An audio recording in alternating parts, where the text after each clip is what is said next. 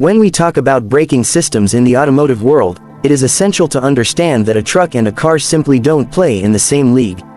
Each of these vehicles has specific requirements in terms of safety, braking power, and performance, which has led to the development of two distinct technologies: compressed air brakes for trucks and disc brakes for cars. So, which one is the best?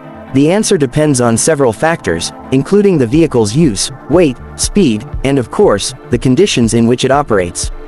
In this video by GBE Automobile 237, we will delve deep into this fascinating mechanical debate to provide you with a clear, technical, and accessible answer. Let's start with the compressed air brake, a technology primarily used in trucks, buses, industrial vehicles, and heavy-duty vehicles.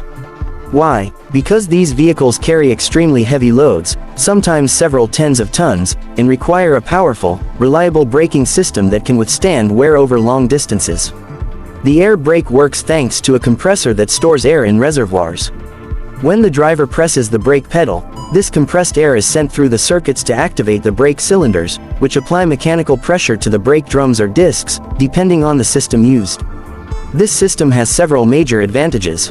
First, air is an unlimited resource, so there's no risk of running dry as with a hydraulic system. Additionally, in the event of a leak, the braking system activates automatically for safety.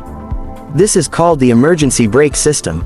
Furthermore, the braking power is multiplied thanks to the air pressure, allowing a 40-ton truck to stop safely. However, this system is not perfect. One of the major disadvantages of compressed air braking is its response time.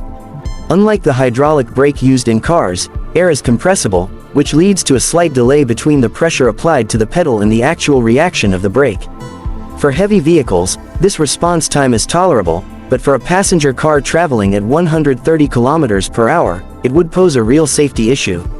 Moreover, the air system is more complex, heavier, and requires regular maintenance, such as drying the air to prevent corrosion, checking the compressor, and inspecting the valves, among other tasks.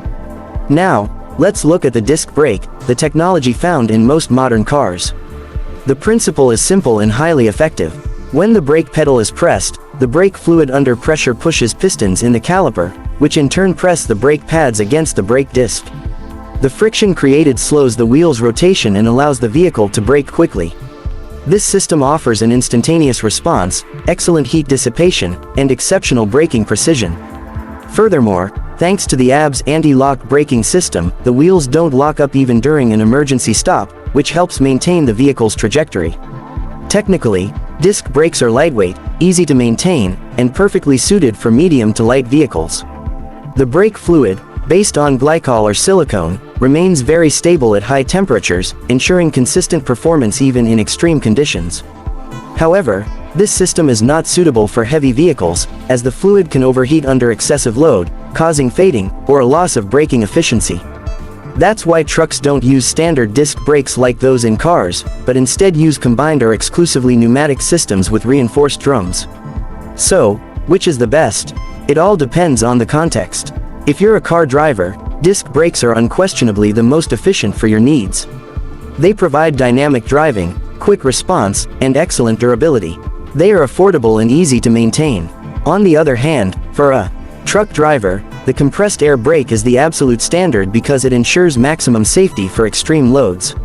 It's a system designed for long trips, mountain descents with full loads, and difficult driving conditions. It is also interesting to note that some recent vehicles are beginning to combine both technologies. For example, some high-end trucks use pneumatic disc brakes that combine the power of compressed air with the precision of disc brakes. This kind of innovation is developing, especially with the rise of electric and autonomous trucks, which require even more refined and automated braking management. From an environmental perspective, the compressed air brake is cleaner because it doesn't use polluting fluids, but it consumes more energy due to the compressor. The disc brake, on the other hand, uses a fluid that must be replaced periodically and can be toxic to the environment if not disposed of properly.